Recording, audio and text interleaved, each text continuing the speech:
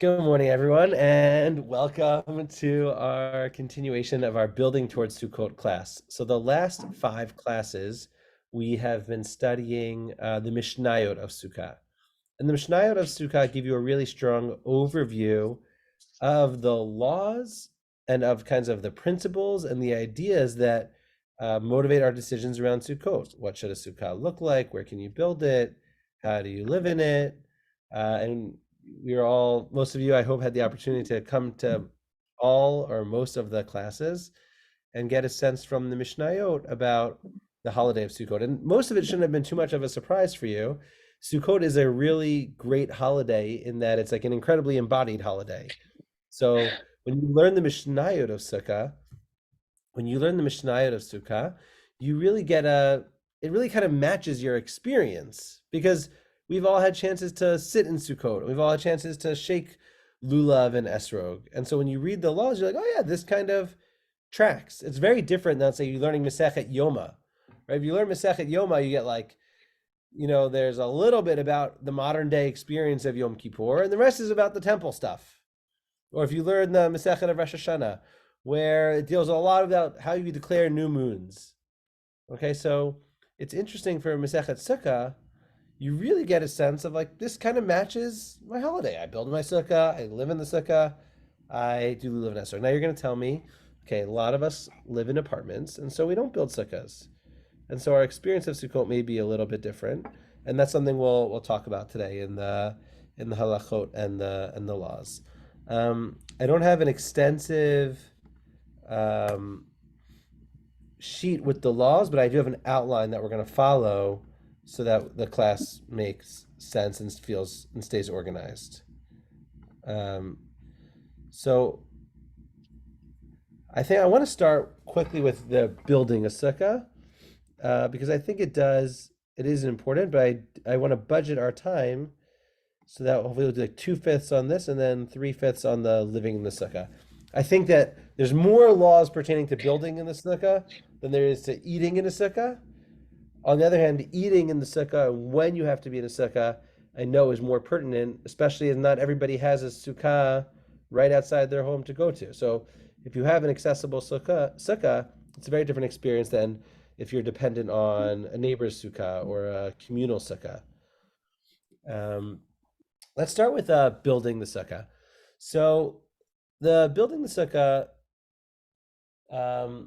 is first dependent on the idea of it's supposed to be a dirat arai, the Gemara says. The Mishnah never uses that term, but the Gemara uses the term that the sukkah is supposed to be a dirat arai, and dira means a living space, and arai means temporary.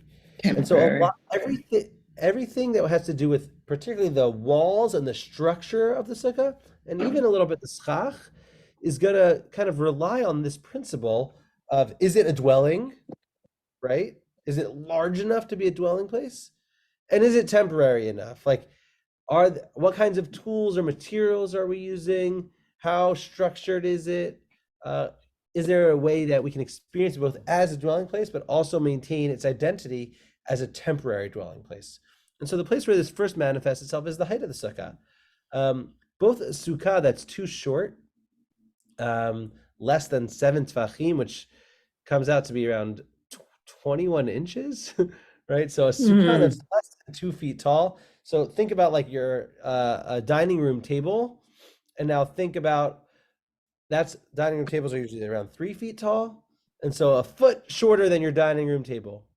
Okay, and so that kind of sukkah, it's too small, right? No one's actually going to like. If you say, well, that's what I have, that's what I can fit in my outdoor space, we'd say like, because then hey, that's good for you, but that's not a sukkah. No one's going to eat there comfortably. That's not an experience that we can do. And when we talk about, I'm jumping ahead a little bit, but when we talk about the experience of needing to feel comfortable in the sukkah, like you're not allowed to shoot yourself in the foot. You can't make like a sukkah that's in the middle of the sun that has like metal walls that are going to bake, and every time you walk in, it's too hot in here. I'm putter. I'm going to go back inside. Right? You can't do anything like that. The sukkah has to be a sukkah that you'd be willing to spend time in. And so the first place that manifests itself is in like the height and the width of the sukkah. that it needs to be big enough for one person to sit comfortably um, and eat. And so it has to have like a width of 2 or 3 feet as well. And that's and a height of 2 to 3 feet.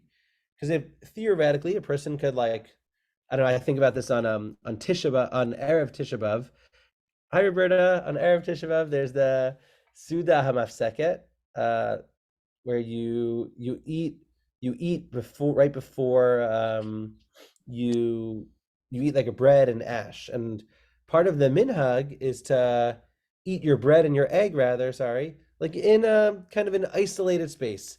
And so there's sometimes some years where like I'll really tuck myself into a corner. I'll sit on the floor. I'll have a very small kind of circumference, and I'll eat my bread and my hard-boiled egg. And it's not a particularly pleasant experience, but like it is a functional experience, right? I'm not contorting myself.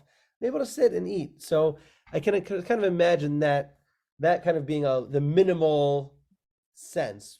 Forgetting the numbers for a second, there's something kind of like there is a minimal amount of space that you could like sit on this floor cross-legged and eat some food out of a snack bag or off a plate. And anything smaller than that, it would just say it wouldn't make a kosher sukkah. There's also a problem if your sukkah is too high. Why is that a problem? The problem with having your sukkah too high is that anything that's that tall is going to have a degree of permanence that's not allowed. And what I mean by that is that when you have structures that are that large, you need some kinds of foundation, you need some kinds of stabilizers, sturdy things that help the sukkah reach its height. And we're talking about, so when we talk about a sukkah being too high, it means above 20 amot, above 30 feet tall. So think if you were building a 4-story sukkah, right? A sukkah that's 4 stories high, right? You would need some kinds of like foundations or cement or things that are like really beyond a temporary dwelling or temporary living structure. I'm thinking about we I it's called taking camp. I took camp one summer in Wales. That's what they say in England. You take camp. You don't go to camp. You take camp. I don't know. So I took camp one summer in England. It was with B'nai Akiva of the United Kingdom, and the way they do the camp there is they rent farmland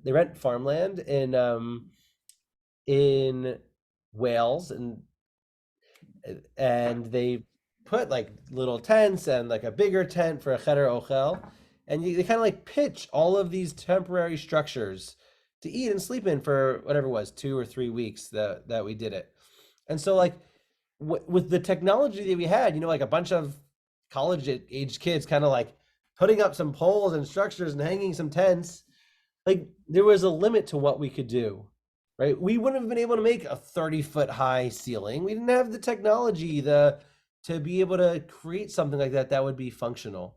And so I think of that kind of model as sort of the maximum level that you could do. If you need to like bring out a cement pourer or a truck in order to build your sukkah, you kind of have to wonder, is this really a temporary sukkah structure?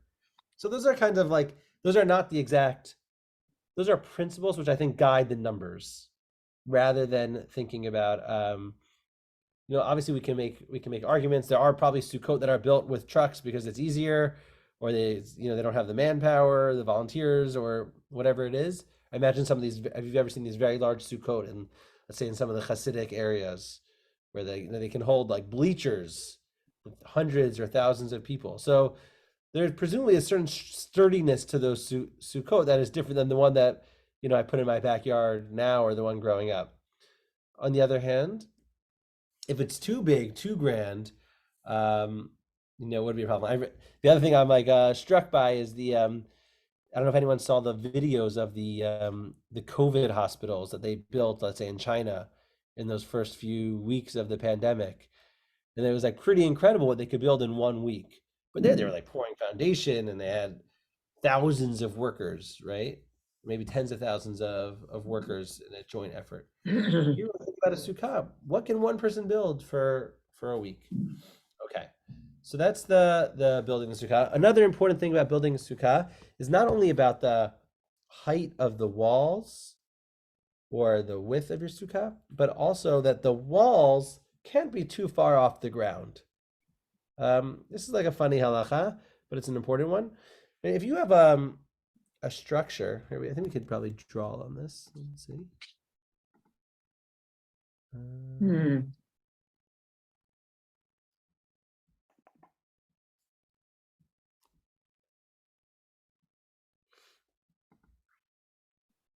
Nope.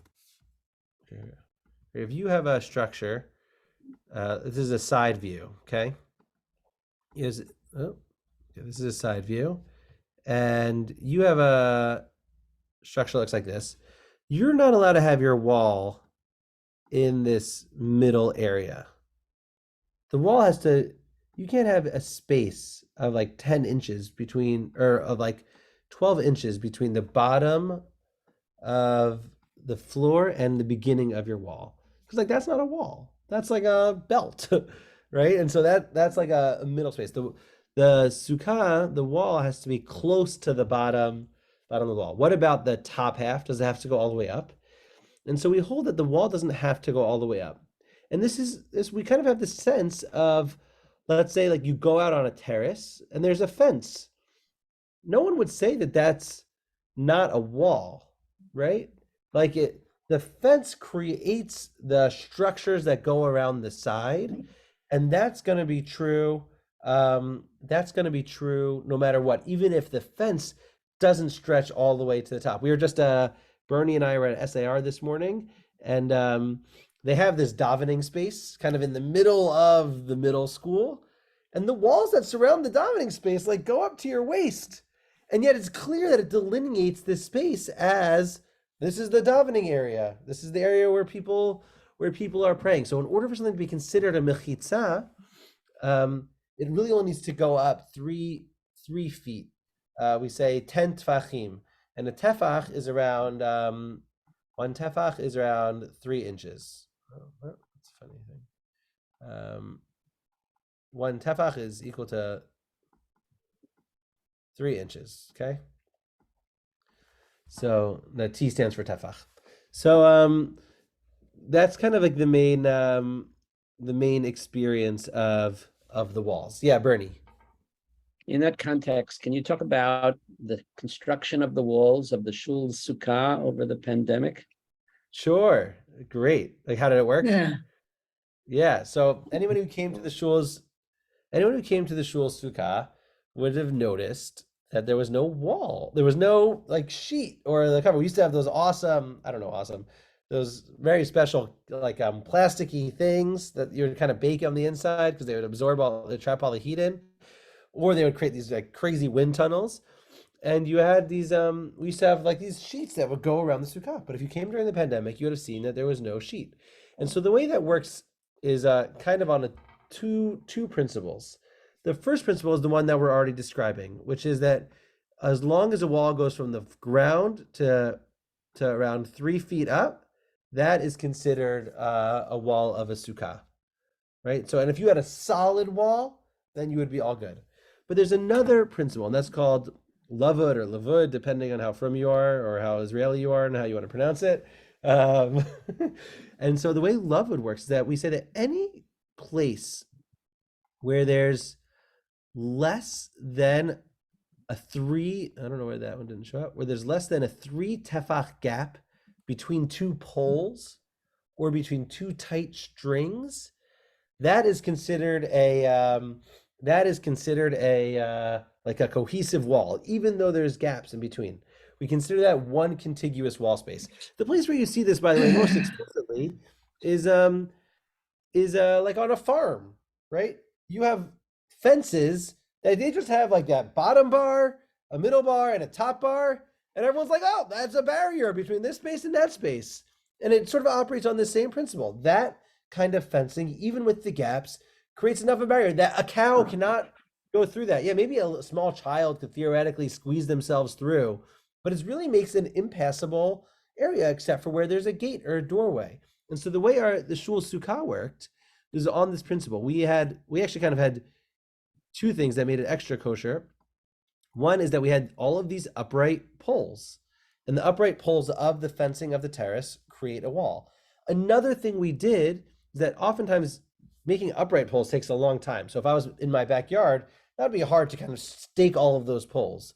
So instead of going vertical, you could also go horizontal. You could, like the fence that we talk about on the farm, you could you could create some ropes going across. And as long as the gap is less than 10, 12 inches each between each of these poles or strings or taut strings, that would also be enough to create the sense that this is like a division, a halachic division. And a lot of people call this a halachic fiction, but I don't think it's a halachic fiction. I think it's an effective physical wall space, even if it's not fully filled in. And the people, some people get nervous about either going just one direction and not another direction. And so they talk about the ideal would be to create, they call shasi ve'erev, which is a woven direction. So if you kind of get, so like I remember when I was a kid, I saw, I very much judge my past self, but I didn't know any better. The conservative synagogue across the street from my Orthodox shul growing up, they had a wall, they had a sukkah with lattice walls. And I thought this was the funniest thing ever. And look, these Jews don't know what the halacha is. And they, I grew up not enough exposure or kindness towards people who are practicing Judaism differently. And but I've since learned that the lattice is like a perfectly kosher wall. Having a lattice wall is a beautiful wall. It's very clearly a wall. There's space, there's air gets in, it's breathable, it's beautiful, it's wonderful. So shame on 12-year-old Ezra. And I think a lattice wall is great. And it operates on both, I think, halachic principles and like physical principles of how the world actually works. So those are kinds of things. And that's true. Having a wall, as we know, it could be a solid wall. It could be a glass wall. It could be a see-through wall, right? You can go to a fancy office building in Madison Avenue, and the whole office building has glass walls between every office, right? Would you say, well, oh, that's not really an office because it's a see-through? Of course not, right? So our actually definition of what can make a wall is pretty expansive if you think about it. You can have gaps, you can have see-through, it could be soft, it could be hard, it could be taut, it could be a little loose. And so you really do have a strong sense. One thing that the Gemara cautions against is a wall that will blow too much. Right? If a wall is blowing too much, then you could say it loses the status of a wall. And I think part of that's very practical. Like a wall that's kind of sailing away, right? Like attached to one area and sailing away, like a person can just kind of climb under it or through it or be in the area where the wall was, and it kind of loses its identity as a wall. So that's the wall. Is that, Bernie, did that make it clear? Great. Okay, let's move from the walls to the schach. And I'm grateful that you guys are cool with my images. Even though I'm a fast typer, drawing on this thing is a little bit it's a little bit more rough. So what makes kosher schach? So there's three principles that make kosher schach. The first is that the schach is natural. It comes from the ground. Second is that it gets disconnected from the ground. And the third is that it is not mekabel tuma, right? And so what makes something mekabel tuma? Something becomes mekabel tuma once it gets fashioned into some kind of kli or a piece of furniture or way in which it becomes an item or an object. If you have raw materials, even a material, let's say like a plank that is it's a raw piece of wood, all they've done is cut it, right? So that's fine to use for schach, or vines from a ground, all good for using for schach as long as you cut them and have them on your sukkah. And that's what makes kosher schach. I think it's pretty straightforward. So pine leaves, any kind of leaves, any kinds of branches, bamboo poles are all kosher for making schach. Even thin or small wooden slats would be kosher for making schach as well. Any questions on that? On what kind of schach is used? Yeah. If I'm speaking too fast, let me know, and I'm happy to slow down. Let's go to so how much schach do you need to use? So we say you need to use more. Your schach needs to have more shade than sun. And I want to be very clear about what this means. The the first thing is that where do you assess more shade than sun, right? I could have a very shady schach situation, right? Where it's, let's say 80% of the kind of airspace is covered with schach and 20% has gaps. We could say that's kosher sukkah. It's silo ruba mechamato. The shade is more than the sun. But what if my sukkah is still totally illuminated? And at 1 in the afternoon, there's like sun pouring in, and there's like very few shady spots on the ground. Does everyone know what I mean by that? Like if you're looking at the sky, you say, oh, 80% is covered. But if you're looking at the ground, there's like sun rays coming everywhere, and the schach barely registers. And so we actually say that that's okay. That's okay. As long as in the space where the schach is, it creates kind of an 51-49 or 60-40, 70-30 split of more shade than sun. That's going to be good enough to make your sukkah kosher. Let's say you have a part of your sukkah, that part of your schach that doesn't have that ratio. I found this on the web. Nope. Okay, so sometimes the smart devices they want to jump in on the conversation. So let's say you have, some of your sections are like really well placed and good pattern. You have like a perfect structure. Then there's some other areas that are kind of a little loose, and this happens, right? Like a branch falls, something gets shifted. Everyone's been in a sukkah where you've seen this. There's some areas where it's a little more gappy. So there's some principles here around how this works. If the gap is so large, if it's like a foot wide, then that's considered a pasul part of the sukkah. But that doesn't mean that it makes the whole sukkah pasul. It just means you shouldn't sit under that area. But if it's less than a foot of gap, then you're allowed to sit under that part of the sukkah. Some say ideally, if you're going to be eating or making a brach, you should move to a shadier spot.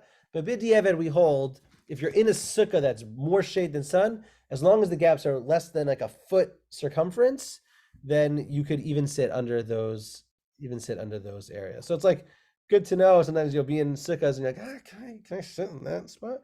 Most of the time you can. If there's a big gap where it's like pulled off, then that's going to become a bigger problem. Okay, I want to run through the classic schach questions. Okay, so one question is planks. So sometimes you have these like 2x4s or even wider planks. And one of the big problems that people have with planks is that they're like, these are kind of used for building real roofs, right? If we go back to our first principle that we shared about temporary versus permanent, like if you're using wood that gets used to, like, I don't know if everyone ever seen a roof being built, they're putting 2x4s. That makes that is the structure of the roof. So maybe they would say we shouldn't be allowed to use 2x4s to be there to count as schach. And so here you have a debate. Some say it can count as schach, but and some say it can't. Everybody agrees though that 2x4s would be great for holding up schach. So that's why if you come to the shul sukkah, you'll see that on top of the metal poles, we have 2x3s or 2x4s that stretch across, and they are good to hold up the other schach that goes on top. And so first of all, possibly they can even count as a schach themselves, but even if they can't, they can hold the schach up. There's another reason those wood planks are there. One of the things that we talk about is that the schach shouldn't be on top of something that's mekabel tumah. And a lot of that shouldn't be on top of something that's metal or made to be kind of furniture or to be part of a structure. So a lot of our sukkahs these days are made with these metal poles. They come prefab, and you're not supposed to ideally you should not be putting schach directly on it. So what people do is they put these 2x3s or 2x4s on top of them and then lay the schach on top of those. And that's what helps allow the schach to be kosher. Another area where there's big questions are these bamboo mats. There's like articles written about it every year. It's a big hullabaloo in the Jewish community. And so there's two reasons why these things are a question. First of all, some people feel like if it's the way the bamboo mat works is they take, let's say, a bamboo pole, they cut it into 8-10 pieces, and they then take like 10 or 20, so they have 100 or 200 pieces of those in a row, and they stitch them together with bamboo string. Okay, string made from bamboo, and you can just kind of unroll those on top of your sukkah. And so sometimes people don't like these because they feel like it's too formal, right? There was like this like structured thing of this bamboo being tethered together. But ultimately it's all natural ingredients and it's only being used as like to create shade, and that's okay. The second reason people have a problem with it is that there are kind of two ways to buy these mats. One way to buy the mat is from these very frum companies that charge you like very like yeshivish companies that charge you like $100 a mat. And they say, these are kosher, mahadrin, and great. The other way is you can go to Home Depot and they sell bamboo fencing for like $19.99. You can get like a whole roll of it. and so some people say, well, it's made for fencing. It's not made for schach. It's not a problem. But a lot of people have written articles that explain that they're not doing anything that makes it a fence. That's just what they're calling it. And that because it works as kosher schach, you can totally use it as kosher schach. So that's the bamboo mats. The last thing, big question that comes up is around zip ties. So there's a situation that your schach is supposed to be able to bear a ruach shemitzuya, okay, like a common wind.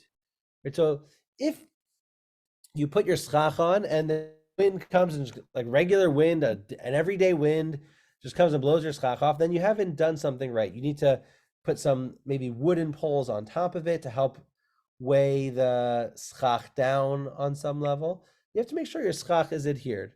But what about zip ties? And so zip ties are like those, everyone knows what zip ties are, those little plastic kind of ties. You loop them through, you pull them tight, or twine. And so the question is, can you tie those down to your sukkah?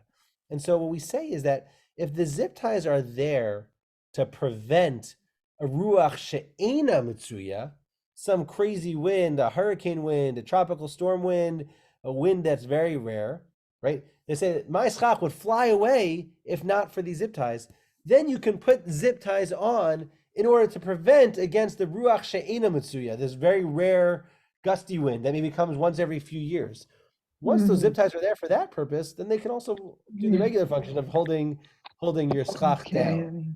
And so the zip ties are permitted for that purpose, even if they wind up serving the other function of keeping your schach down, even against a daily wind, or function as bonus support. Walls, I think we jumped to before in our number one category. Yeah, Bernie. So from that, I would infer that if you're in a place which doesn't have these unusual winds, then you can't use zip ties. I think that sounds right. Right? If you're in a place that never gets, I don't know where that place is, but again, it's right. In theory, some kind of place that has, for whatever reason, no wind level. I don't know how that works. Maybe you're inside of some kind of an atria. Yeah. Mm-hmm. Right. Someplace that's just really immune from the wind. That open air atria that somehow blocks all the wind. I usually find somehow wind gets in there and it creates these like vortexes also.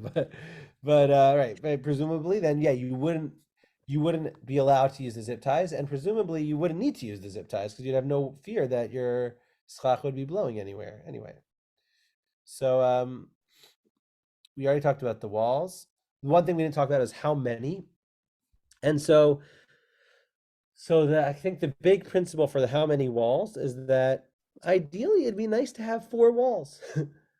Ideally, we would say, like, build your sukkah like you would build a dining room. In your dining room, you have a wall on each side. There might be big doorways, there may be gaps, but you would have kind of 4 walls. A bedroom or a dining room, you would most bedrooms or dining rooms have 4 walls around them.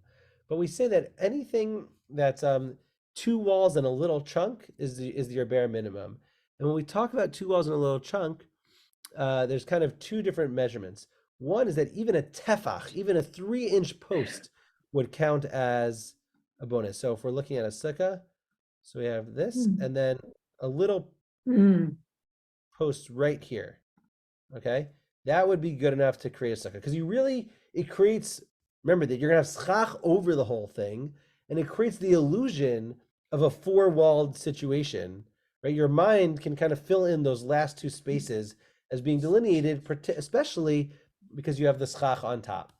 But if let's say you build your sukkah like this, you're not allowed to build the little chunk right here. Okay, you can't put the little chunk right there because there it kind of creates an open situation. It doesn't have the same intuitive four walls. If you want your third wall adjacent to the other two, then that has to be 7 tfachim, which is around 2 feet. Okay, and then this would be good enough to be considered a four-walled or a kosher sukkah. The last two things I want to talk about are about the sukkah should be built under the open sky, which means you can't build your sukkah in your house. You can't build your sukkah underneath another sukkah. You can't build your sukkah underneath a tree. There's some questions about trees that are really high up, that have huge gaps, and the sun kind of shines right through them, and you don't experience their shade in any way. That might be okay. But I think the general principle should be, if you stand in your sukkah and look straight up, you should not be able to see leaves of a tree in that kind of direct imaginary sight line from your eyes. If you can see leaves out of the corner of your eye off to the side, that's not a problem. And the final thing that I want to say here is about ta'aseh v'lo min ha'asoi, that the sukkah has to be built in the right order. First comes the walls, and then comes the schach that you put on top. The example that the Mishnah brings is really interesting. They talk about, what if you had a huge pile of hay. Imagine a pile of hay that's 10 feet tall, 10 feet wide. And what I do is I kind of start pulling hay out from the inside. And I kind of carve out a space within the hay. Okay? Maybe that can be my sukkah. It's got 4 walls. It's got a bunch of walls. It's got hay on top. This is great. Right? And so we say that doesn't work because the schach has to come after the walls. First, you have to have your walls, and then you have to put your schach on top. Let's say you build your walls, you put your schach on top, and then 2 of the walls fall down, and you put the walls back up. Is that a problem? So we say, yes, that's a problem. What you would actually have to do is lift your schach up and put it back down in order to create the right order. Because that's the truth, is that's the way we build things. First, we build structures, we build walls, we build supports, and then we put things on top. And the sukkah should mimic that as well. One area I wanted to go back to was when we talk about more shade than sun. A question I've always thought about is there a maximum amount of shade? I remember there was this one sukkah we went to growing up, and I'm appreciating how many stories I'm telling, because it's reminding me of like how lived experience and embodied these halachot are. Especially when I grew up in the suburbs, like every house had a sukkah, and every sukkah kind of had its own unique quirks. These people used this kind of schach. These people had this kind of wall. This person had like a strings holding it to their wall. These people had, connected to their porch. These people had it like 100 feet away in the back of their backyard. You have to like traipse across the whole yard. And there's one guy, and you could like look up in this sukkah, and you could not see a single star. And not only that, if it was raining, like you would maybe get a few drops. Like the schach was so thick. The schach was so thick that you could barely experience the elements at all. And so we actually say that b'diavad, that kind of sukkah is kosher. So if you find yourself in a sukkah that has really thick schach, do not fret. That's okay.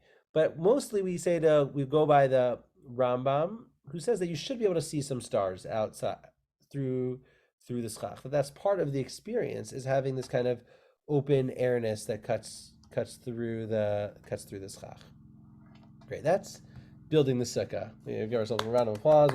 30 minutes, we built the sukkah. Okay. Bernie has a question though. 2 questions.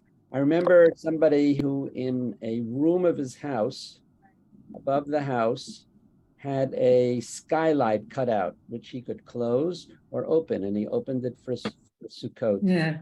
And sat underneath that skylight. It was only big enough for one person at a time.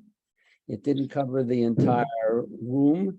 In other words, it didn't go the extent of where the walls are. So that's one question. The second question is existing walls, like on the side of a house, as opposed to built walls. How many of those can you have? Yeah, so you could, great, both great questions. I'm gonna answer your second one first, and then I think it'll help us answer the first one. So you can have all permanent walls as part of your sukkah, as long as you have a way of putting schach around it. So if you're like sometimes people have these courtyards that are kind of like buttressed against other walls, and so if you then put your schach, if you have a way, usually you have to put some kind of poles to hold up the schach. You have to build some kind of frame to hold up the schach, but theoretically, if you had slats going from window to window and you could put schach on top, then that would be totally allowed and kosher. Um, and that's great. Like you have functional walls and you put schach on top. The skylight is a really interesting question. The biggest issue with the skylight is that it needs to be a certain distance from the walls. It needs to be a certain closeness to the walls. We have some kind of principles. I would have to look it up, but there are a certain measurement where if it's below a certain distance from the wall, we can consider it a dofen akuma. And what that means is that let's say I have a wall, and then I have an overhang of a garage. Ah, this is great. I have an overhang of a garage that hangs out like a foot, and then I want to start my schach. Can I use the garage door, or let's say the garage door that stays closed for all of Sukkot? Can I use that as my wall? And then even though there's like this extra foot in between where that foot goes to, and so we say yes, that's okay, because a dofen akuma means it's kind of, you have to kind of imagine it as a bent wall, that the beginning of the ceiling that's covered over kind of becomes part of the wall that's going down alongside of it.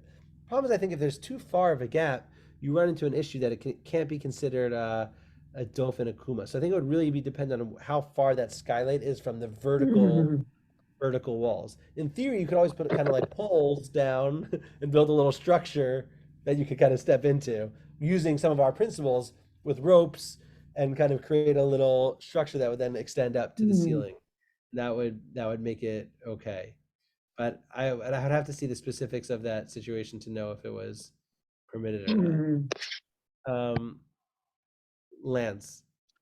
I know 800 Jews who put their sukkah inside their house. If you're not rabbinic, does that mean you're not Jewish? That's a really good question, Lance, and we're gonna hold off to that for another day. All right, we're on the clock here.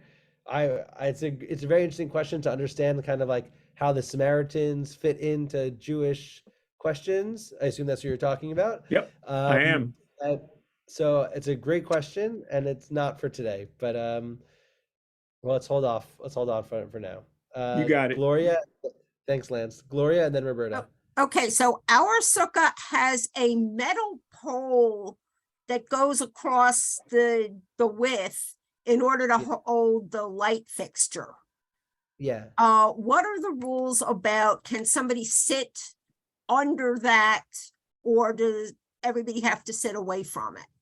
Great. You can sit under a metal pole that's like thin. I would say if it's kind of like a wide metal slat where it kind of creates a whole roof, then it would be a problem. But any kind of like the metal pole that's like a crossbar, totally permitted to sit underneath it, because you're sitting under the sukkah. That one little piece of metal pole isn't going to invalidate the whole sukkah experience. A great question. Roberta. Just a point of information that when in the neighborhood of Geula in Jerusalem, there is a building called the Palace. It was actually it was built by very wealthy Russian Jews who made it their home for many months, including Sukkot. And what they did was they took a huge dining room and they had a pulley system to pull in the roof. They put sukkah, and then they had their sukkah indoors. That's amazing. Well, that's awesome. But outdoors. It was part of their home. It was their dining room that turned into it. And you could actually, at one time we visited it. That sounds amazing. And the truth is that like putting a tarp over your sukkah, it's okay as long as you're not eating in the sukkah, right? Like if let's say you did bring out really nice furniture to your sukkah, which is what kind of ideally stated, then you might feel like, well, I want to have some kind of protective mechanism when it's raining, and so you're allowed to put, use a pulley system to push something that goes on top of your schach even to protect your sukkah at times when it's raining. Yeah, if your sukkah gets destroyed, someone was asked about if your sukkah gets destroyed from the rain or from the wind, you can rebuild it on Chol Hamoed. That is totally permitted. Okay, let's jump to the second half here. We started 11:40, so I'll give us 20 minutes on this. If we run over a few minutes, that's okay. So so we're talking about living in a sukkah. And when we talk about living in a sukkah, so now that we've built a sukkah, we have to talk about how you live in the sukkah. So typically living is really defined with just primarily two categories: eating and sleeping. Part of this is because I think they're both very formal things that you do and that kind of everybody does every day. They're a little bit like equalizers in like, how can I define living? Like when I'm looking for a home, right? When anyone who's renting or purchased a house, what are kinds of the things you're like, is there a place for us to make and eat food? And is there a place for us to sleep? Right? Those are kind of the bare minimum. Then you're like, is there a couch to relax on? But if you were strapped for money, right, you would be like, I don't care if there's a living room. Like, I need a place to eat and a place to sleep, right? Like those are kinds of the bare minimum. And I think those become both a bare minimum and defining principles for understanding how you live in the sukkah. And the principle that the Chazal give is Teshvu ke'ein taduru. You should dwell and you should settle in your sukkah the way you live regularly. And so ideally, and I think a lot of this is climate dependent, you're supposed to be like bringing out your nice furniture and your nice silverware and things like that. If you have the ability, if you have a sukkah that's accessible, those are really nice things to be able to do. Not everybody has a sukkah that's accessible. Some people are going to communal sukkahs. Some people they're nervous about things getting ruined, and that's a different kind of situation. But ideally, you should be kind of really living in your sukkah the way you live at home. And it's kind of thinking of it as like a studio apartment without a kitchen. You're not supposed to be cooking or cleaning inside your sukkah. That should be done inside, but it should be like a dining room, bedroom crossover space, right? That you should be able to sleep and you should be able to eat and should be able to do so with kavod. And this kind of goes back to the principle we started talking about earlier, where like, if you build a sukkah that's not pleasant to be in, like you haven't really done the mitzvah. Like there's a level in which feeling like it has to be comfortable enough to be able to like enjoy a meal there and not feeling like you're trying to run out of it. So I'm talking about two different ways of thinking about this. There's obligations. What are the things I have to do in the sukkah? And then there are mitzvot. What are things that are good to do in the sukkah? Okay, so the obligations are things you have to do in the sukkah are eating in a sukkah and sleeping in a sukkah. Very few people in the Northeast of America sleep in their sukkah. Part of that is because, as anyone who was outside today or yesterday or the day before knows, it was freezing cold. Like it's just really not tenable to sleep in the sukkah. And the truth is, in many areas of Eastern Europe or of Northern Europe also had the same problem. Then in the fall, it was really cold. And so sleeping in a sukkah fell a little bit out of vogue. But if you read any of the halachic works, they all say sleeping in the sukkah is a big principle of living in the sukkah for the week. The second area is eating in the sukkah. And this is mostly defined as achilat keva, eating a formal meal. And sort of the most bare minimum definition of achilat keva, this is the phrase achilat keva. Oh, I don't want to underline it. Achilat keva is eating a formal meal with bread. And I think the best way to conceive of this is like, what does a Shabbos meal look like, right? No, not everybody did. Some people grew up doing family dinner. Other people did like the hodgepodge dinner where every man eats for themselves. but there's some sense that there is a like achilat keva. There's like a formal kind of meal. It begins with bread, it ends with benching. There's a main course, maybe a side dish, and this is a achilat keva. And it could be that in modern days we have less connection to this than we might have used to. And I know it's a very generational thing, right? I don't know, some of you could write into the chat if you feel like you're eating all the time. Some people snack throughout the day. Some people sit and have formal. They only have their formal meals, their formal breakfast, formal lunch, formal dinner. But achilat kevel is what is obligated in the sukkah. Okay, well then, what are mitzvot in the sukkah? And we'll go back to the achilat kevel in a second of how to define it. What are mitzvot? Literally anything else. Anything else you do during the week around your house, if you are able to do it in a sukkah, you should.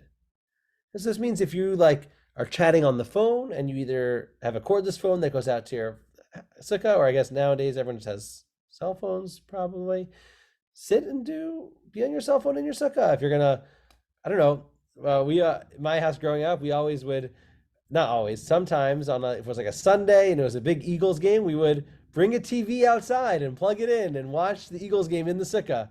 And so some might say you shouldn't bring football games into the sukkah. I don't think if we were going to spend the next 4 hours sitting around and it was a nice day and we were able to do that in the sukkah, I think that's like a nice thing to do in the sukkah. And so for anybody who has access to a sukkah, the more amount of time you could spend if you were going to sit and read a book. So you could bring a blanket out to a sukkah and sit on a nice chair and read a book. Go enjoy reading the book in the sukkah. And so all of these other things that we do, spending time with friends, snacking, hanging out, learning Torah, any of those things that you could do in the sukkah, I think you should try to do in the sukkah. And I recognize that I feel sad because I know that not everybody has a sukkah, and I know not everyone's living space is amenable to that. But if you can, it's like a really special time to be able to try to really be in the sukkah as much as possible. Okay, let's talk about the first night of Sukkot, and then we'll come back to achilat keva versus achilat arai. Okay, so the interesting thing is that on Sukkot, there is no obligation to eat in the sukkah unless you're eating a formal meal.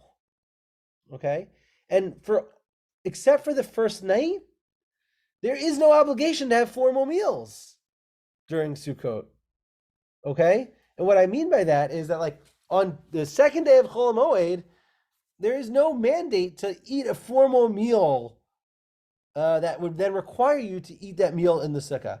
I think you could probably ask about Shabbos Chol Moed. You do have a requirement to eat a meal with bread, and so that would have to take place in the sukkah. But the main place where there's an obligation to eat in the sukkah is on the first night. And this comes, the Gemara talks about, there's a Gzera Shav, there's a connection between the first night of Pesach and the first night of Sukkot. That the meal on the first night of Sukkot is similar to or akin to having a Seder. In the same way, you would never skip a Seder unless it was, horrible circumstances that made it impossible. So too, that first night meal, you should do everything you can to eat in the sukkah. This would theoretically be true for the second night as well in Galut, in the diaspora. You should try to eat that meal in the sukkah as well. And the problem is, well, what if it's raining? And so unlike most times during the week when we say that if it's raining, just go inside, don't worry about it. If it was raining in your dining room, would you sit in your dining room and eat? Right? It's like a funny thing, right? If there was leaks all of a sudden all over your dining room, the neighbors upstairs, they spilled water, it's leaking into your dining room, you would try to put down some kind of sheet or blanket and you would go into a different room and eat. Maybe the couch, maybe the kitchen, whatever, your bedroom, where you find a desk. So the same way is true for the sukkah. If it's raining in your sukkah, you don't eat out there. It's crazy, right? It's not, and anyone, and the Gemara is very explicit. Anybody who does, they're an idiot. That's not what God wants from you. Okay? And so, but on the first night, we're a little bit sometimes supposed to be idiots. That's how I understand it.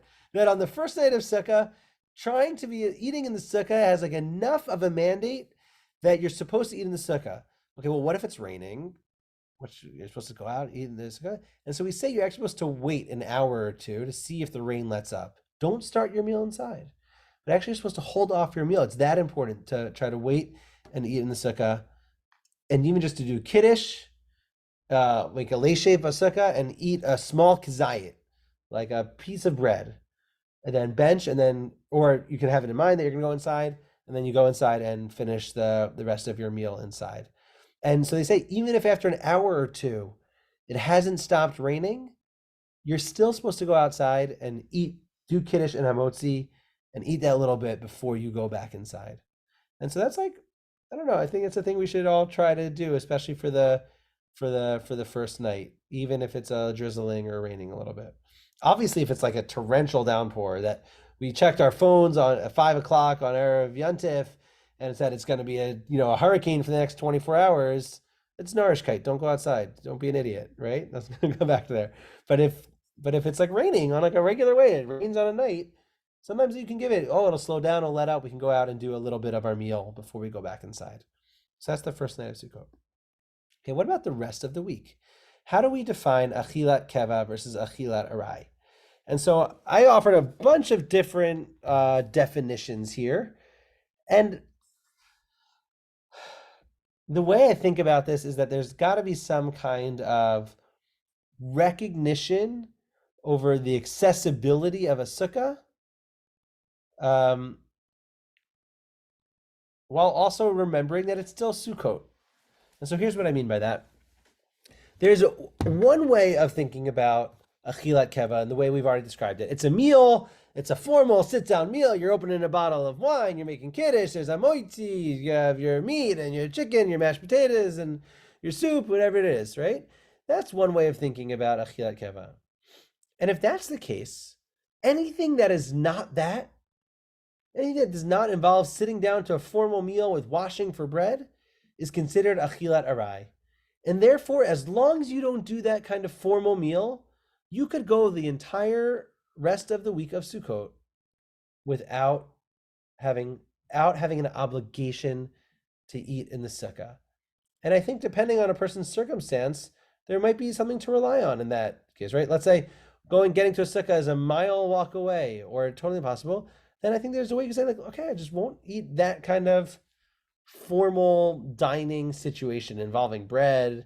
We'll just have, it'll be like a week of kind of like Pesach. There'll be no bread, right? We won't ever wash. We'll just skip all that. More often though, is achilat keva gets a little bit expanded to say that any meal that's a formal meal. Okay, so you don't have bread.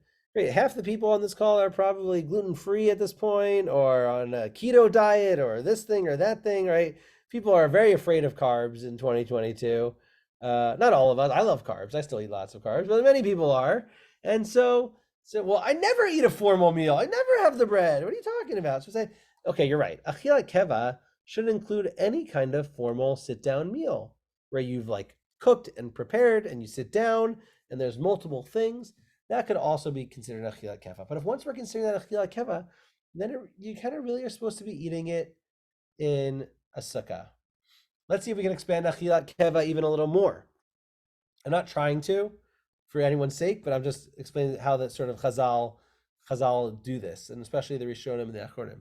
They say that typically what are the things that are filling are grains. And so I know I just talked about how everyone's gluten-free and on keto and carb-free, but a lot of people still eat grains, and grains are very filling. And so a lot of poskim say that any snack that is made from grains, like cookies or crackers or granola, because of how filling they are, that even of itself would be enough to require you to have to eat it in a sukkah, right? No, very few people are getting full on apples, right? You have an apple to hold you over till the next meal. You have an apple to keep your blood sugar up, right? But no one's like eating a meal of its only apples. But sometimes if I'm like really hungry and I'm running around, like take a roll of saltines or Ritz crackers with some cheese, and like I'm good to go. That counts to me. That'll like hold me through for hours, sometimes the whole day, right? So there's this sense that once you're entering into the grain category, that might be enough to make something achilat keva and require you to eat in the sukkah. So that's all kind of directions that push us towards eating in the sukkah. And I would say this eating till full kind of comes with purpose of eating, which is like if you're eating a formal meal, that's your dinner. It's dinner because you have asparagus and some meat or some tofu and some I don't know, quinoa or rice or whatever it is. Like that's a meal. It's hard to kind of make the argument that, well, I don't need to eat in the sukkah because I haven't had bread. Like you're eating a full dinner meal. Let's talk about achilat arai on the other side. The maximal definition of anything that's not a formal meal is achilat arai. So anything that's not a formal meal with bread is achilat arai. So if I go to the store and I go to Shoshi's, or not Shoshi's, I go to Second Helping, I like Second Helping, right? And you buy like 10 chicken legs. And you walk out of there and you're like, all right, 10 chicken legs for dinner? I don't have to eat in the sukkah. There's no bread, right? I'm just eating my whole meal. So like is that achilat arai? So according to the formal definition, that might be. Because you haven't sat down with bread, you could eat that even outside of the sukkah. And certainly things like taking a drink of water, or I don't know, I'd say like anything that you kind of eat in your car when you're driving somewhere, like you're drinking a coffee, or sometimes you'll like, I don't know, does anyone else ever do this? Like you're at DJ Drugs and you buy a candy bar, right? It's like, that's not a meal. It's achilat arai. And that kind of the argument would be that anything that you don't like sit down in your dining room with a place setting would be considered achilat arai. And I think there is some value on relying on this to the extent needed, right? If you're home and you can eat even a little bit of chicken or something, but without kind of creating the formal meal environment, I think that is permitted, especially if getting to a sukkah is really inconvenient because of weather or because you don't have a sukkah with you. I think if I was like creating an ideal scenario for people who don't have a sukkah on their own property, I would say that if you are able, you should try to eat one achilat keva in a sukkah each day. Meaning like get to the sukkah, it could be breakfast, it could be lunch, it could be dinner, bring a little picnic basket, eat like a full meal where like you're eating to a fullness or satisfaction each day in the sukkah. And then your other meals could be smaller meals or more snacking or other things that take place outside of the sukkah. But then I think there is a real value of like, if you're going to be eating a formal meal that day, that it should take place in the sukkah if you can make it happen. I think if it feels impossible, then I really would rely on, I think it's okay to rely on the idea that as long as you're not having bread, you can eat outside. You can eat outside of the sukkah. But ideally, I would say you should try to bring like I remember like in Israel, the kind of the main meal of the day was lunch when I was in yeshiva.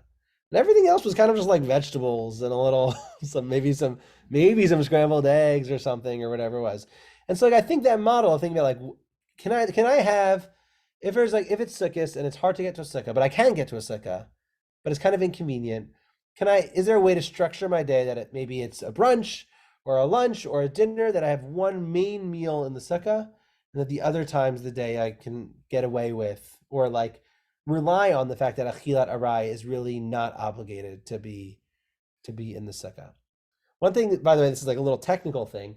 Once you are having an achilat keva that requires a sukkah, I think there is a strong value. There is an importance of really having that meal in the sukkah. So you shouldn't be like stepping out and snacking in the kitchen if you're also eating in the sukkah. Or like if you're eating food, don't walk inside before you've swallowed. Like really be eating and being in the sukkah in a full way. Great.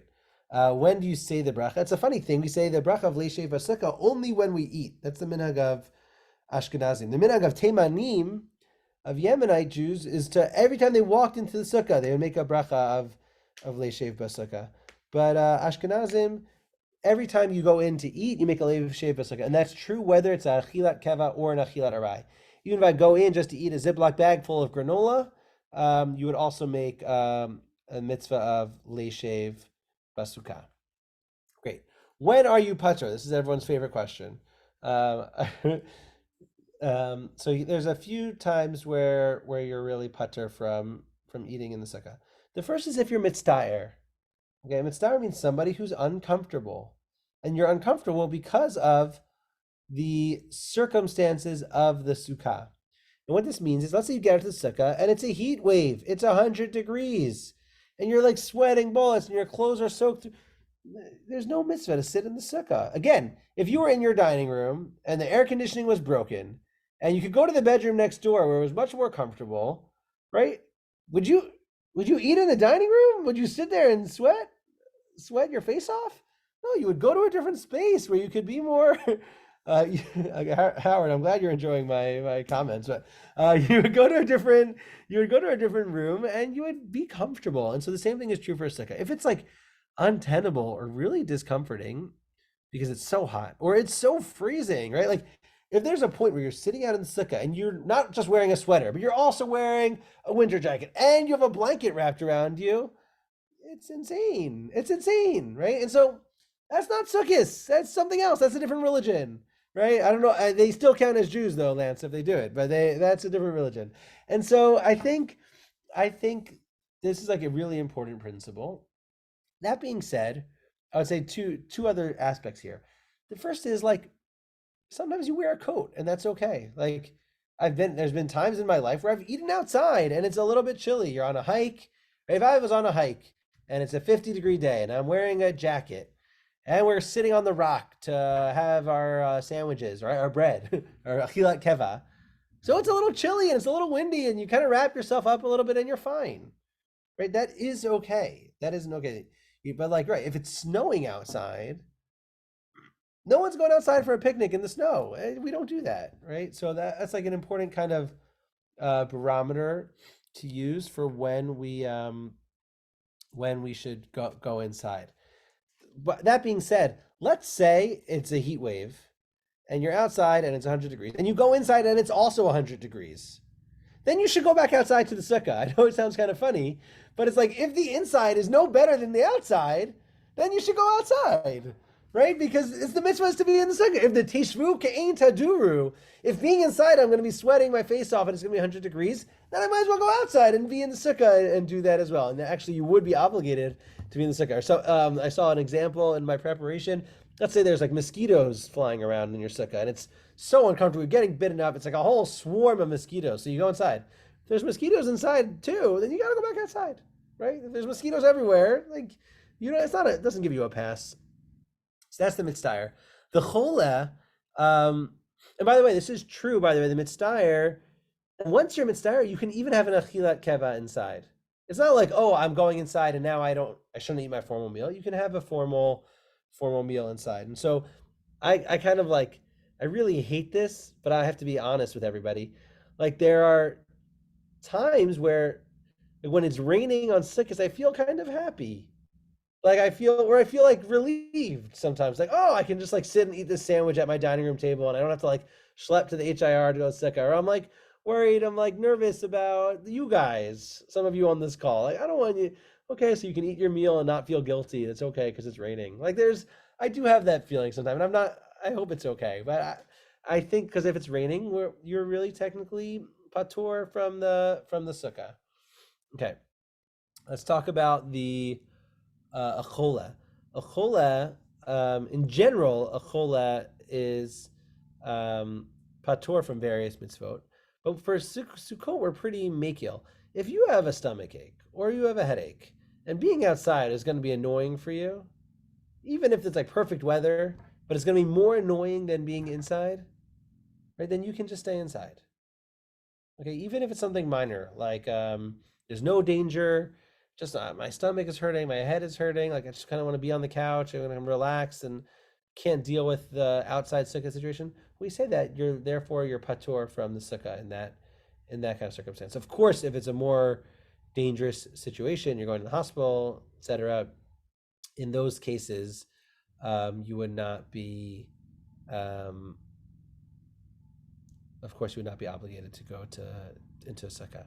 This is true both for the chola and for the person caring for a chola. Okay, so if the person in your household is sick and they need you at their bedside, or you're cooking for them, you're caring for them, you're changing their sheets, in that case, when you're osek in dealing with the chola, you are also patur from the sukkah, no matter how good or no matter how extreme the chola's sickness is. One question that comes up, I didn't put it on the sheet here, but like What about people who go to work in an office? And so I would say that this actually kind of hinges on a similar experience. If when you're at work, you go to the cafeteria to eat, there's some cafeteria and you can either buy food or you bring your peanut butter and jelly sandwich to eat every time, like in a formal context, then you would be obligated to find a sukkah to eat in if you're going to eat that kind of meal during work. But like if you eat your lunch at your desk while you're working, that's a chilat arai. That's not a chilat keva. We would say in that kind of context, you would actually be patur from the sukkah. The sukkah is supposed to mimic the kind of the dining room experience at home, or the kitchen, the main eating table at home, or the main eating table in your friend's house or at work. But if it's the kind of thing that you would eat at your desk while working, then you don't need to go to the sukkah to eat that thing. It's still a mitzvah to go to a sukkah if you have one accessible, but you're not obligated in the same way. The last one that comes up a lot is even if you're making a motzi at your desk. Yeah. So even if like even if you have motzi at your desk, that would be right. There's like that would be permitted, would be considered a chilat arai. And you would like one would say, on a spiritual level, you should try to find a sukkah, etc. But I think that would be permitted. Okay, the last thing I want to talk about is traveling. Traveling is like an interesting thing. I was reading one halacha, and he's one sefer, and he was like, I don't get why people waste their whole sukkahs going on tiyulim and activities. Like, you have a few days off from work, you should be learning Torah. Okay, but for those of us who can't spend all day learning Torah, a lot of people take Chol HaMoed. Oftentimes schools are off, or people have to take off work, depending on where you are. And so people take an opportunity to travel or to go hiking or go to these things. So how should you deal with that? So I think it kind of goes back to my hiking example from before. The same way that when I'm on a hike, I'm not waiting to find, maybe some people do, right? Maybe this is an interesting case, right? For me, when I'm hiking, like I'm all in. So like when we find a rock, it's a little bit dirty, I don't care, we're sitting there, we're eating our sandwiches, right? Some people say like, I know that at the end of the hike, there's going to be that little area with those picnic benches. Well, I'll wait till I get there to sit and eat. I would say that somebody who waits to get there to sit and eat at like a formal picnic bench, they're the kind of person who should have a sukkah to do that kind of eating, right? Because then you're like saying like, for me, the way I eat in this context is in a formal way. I sit at a table and eat like a mensch, right? So I think that's true as well. Like if the kind of traveling you're doing or the kind of trip you're taking is one where you typically would find yourself eating in either a snacky way or a more informal way, if that's the case, then you would take those situations and you would be okay on sukkahs to even eat outside of sukkah. I was wondering, Moshe, if you were a mitzdayer in your living room, if it was too cold there. But if you're the kind of person who, even when you're traveling, you make sure we're going to go to a place where there's tables, we're going to wait to go back to the hotel to sit in the lobby so we can sit and eat with kavod, with cutlery and things like that, then I would say those kinds of eating, you should try to find a sukkah wherever you're going, or try to plan in a way that you would have a sukkah available. And if there is no sukkah available, then it might not be, then it's probably not, it probably would say maybe not the right place to go on Chol HaMoed. We're, Bezrat Hashem, going to Israel for Sukkot. We're leaving on Motzei Yom Kippur. And for some of the Chol HaMoed, we're staying at this, I don't know, like on a kibbutz in like this hotel, I don't know, place, whatever, hotel, motel thing. And they emailed us a week ago being like, do you want to reserve dining slots in the dining room? And we're like, no, we want to reserve dining slots in the sukkah. And they said, the sukkah is full. And we said, well, that's the whole point, we're coming. We can't. So we fought with them. We're going to be able to sit in the sukkah. It's not, we worked it out. But it's like, it'd be like, I would never go away to somewhere on sukkahs that didn't have a sukkah for me to be able to eat in. And so I think that's like a good principle, which is like, it's true, achilat arai, you're patur from the sukkah. But like, it's a question of like, how do I want to experience the holiday of Sukkot, right? I can experience the whole holiday of Sukkot trying as hard as I can to avoid ever needing to be in a sukkah. And you could successfully do that, right? It's been done before.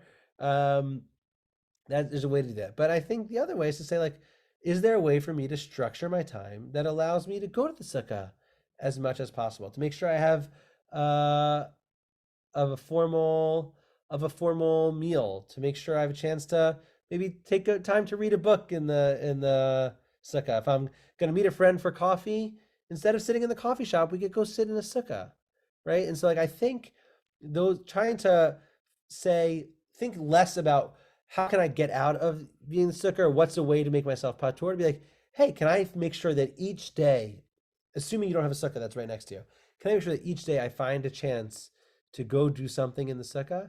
I think that's a great way to approach the holiday of Sukkot in circumstances when we don't have a sukkah right outside our house. And I know that for many people who are on the call and who will be listening to the recording, that is the case for much of our community. And so that's kind of my advice. But if going to a sukkah with your picnic basket, it's 10 degrees outside and it's snowing and there's mosquitoes, go home and eat a nice meal at home in your pajamas. Okay, that's what God wants. All right, that's our class for today.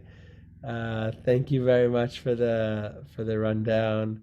Grateful for everyone's questions and comments and knowing smiles and laughter and nods.